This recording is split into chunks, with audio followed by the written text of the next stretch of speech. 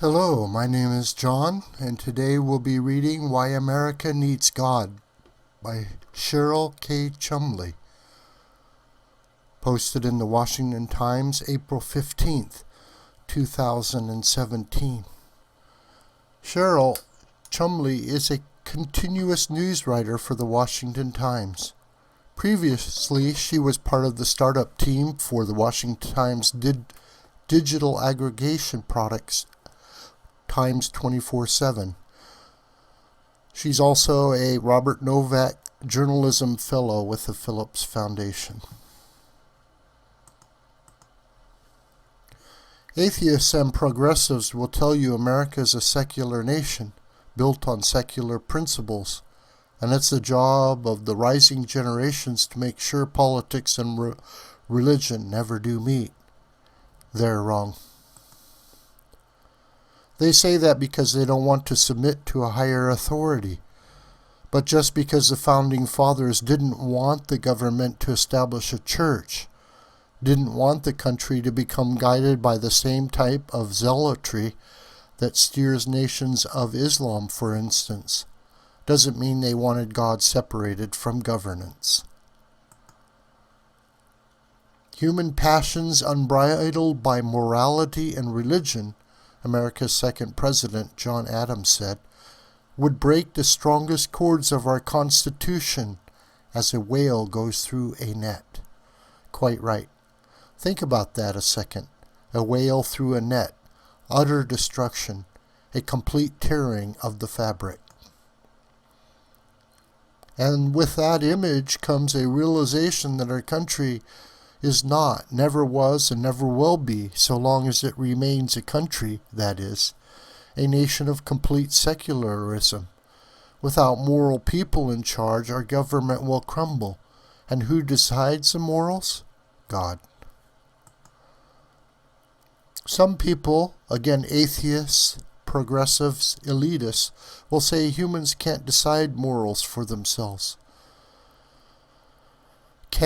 Will say humans can decide morals for themselves, but they can't. Those people say that, and again, once again, because they don't want to submit to a higher authority. They want to stay in control and in charge. They want their pride intact. But in Adams' whale net description, the fabric of our American society is God. And the whale that's fighting to shake the net goes by many names: deceit, lies, corruption, theft, murder, mayhem, scandal, adultery, promiscuity, and so on. Think of ancient Rome and how the collapse of morality sped the collapse of an empire. America's not been compared to that republic for nothing, and that whale of a list, corruption, lies, theft, and the rest, these are examples of morality and virtue, human style. But aside from moral decay and the need for a higher power to dictate which virtues are true versus which are fabrications of the human heart, there is another reason God's very much a necessity for America's future: freedom. Again from John Adams, from the works of John Adams, second President of the United States, edited by his grandson, Charles Francis Adams. It is religion and morality alone which can establish the principles upon which freedom can securely stand. The only foundation of our free Constitution is pure virtue. Government may try, but good behavior ultimately cannot be legislated into existence. It only comes by the compliance of the individual. Laws can be put into place to create a standard of behavior and to punish those who don't meet the standards. But a free society, one where the government isn't constantly creating new standards of behavior and imposing new punishments on violators, depends on the moral compass of its citizens. And by, and for the people system of government such as ours, it also depends on the moral compass of its duly elected representatives. In immoral citizenry means an immoral government. An immoral youth is the next generation of immoral leaders. An immoral citizenry combined with an immoral government means chaos becomes the norm. Right becomes wrong. Wrong becomes right. Wicked becomes good, and well, here we are facing just that in America 2017. So what's the government then to do to try and impose order, to try and put a clamp on its citizens' wickedness?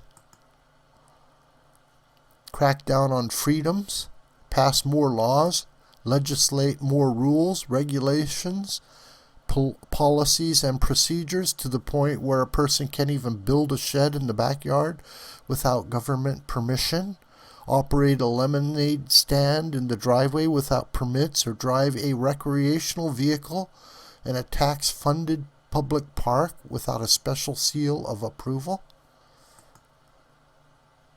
Fact is, the behaviors that are damaging to society are due to lapses in morality, but lapses happen only at the human level, not with God.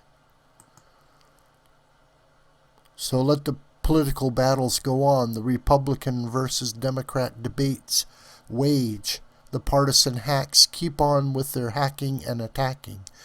In the end, such are the side notes to America's success. The real root of what makes this country great and what will keep this nation safe, secure, and sound in the coming years is belief in God, and not just a Sunday pew type of belief, but rather the type of belief that gets in one's soul and guides the thoughts, actions, and deeds of individuals in the home, in the schools, in the communities, and yes, even in the government, especially in the government.